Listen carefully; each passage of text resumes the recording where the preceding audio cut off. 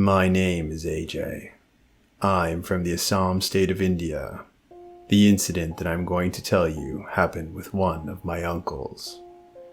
So, one night, my uncle, along with some of his friends, had gone to a wedding party, and at around 1 in the morning decided that it was time they should be returning home. All his friends' homes were along the way, so they all walked together. However, my uncle's house was a bit further from there. So, after saying goodbye to his last friends, he was alone, walking towards his home. Also, let me tell you that in our state, everyone eats fish. Even at the wedding party, they served fish. And so, while he was walking on that deserted road, lost in his own thoughts, someone called him from behind. "Hey, give me one fish too." My uncle looked behind. He saw a small boy who had no clothes on his body, standing behind him, looking directly at him.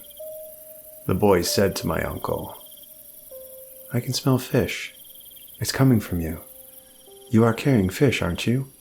I'm hungry, and I want to eat fish too." My uncle replied, "I'm not carrying any fish, nor am I coming from a fish market. I'm actually coming from a party."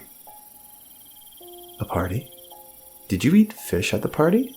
the boy asked.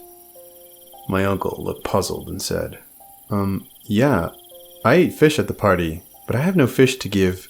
He wasn't able to finish his words when the boy interrupted him and said, "Oh, that's great.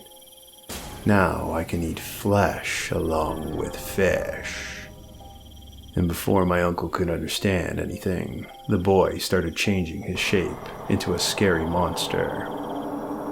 Seeing that sight, my uncle got very scared and started running from there as hard as he could. His house was only a few meters away from there. Running as fast as he could, he somehow reached the front door of his home and started calling for his mother.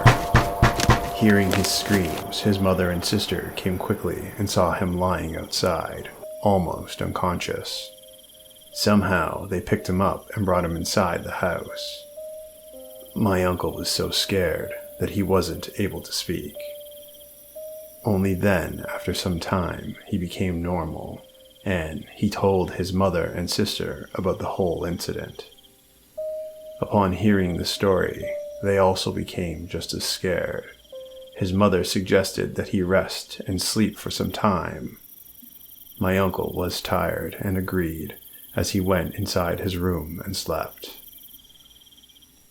That was the last time we would see my uncle, for while he was sleeping, all the stray dogs in the street began to bark and continued to bark non-stop right in front of their house.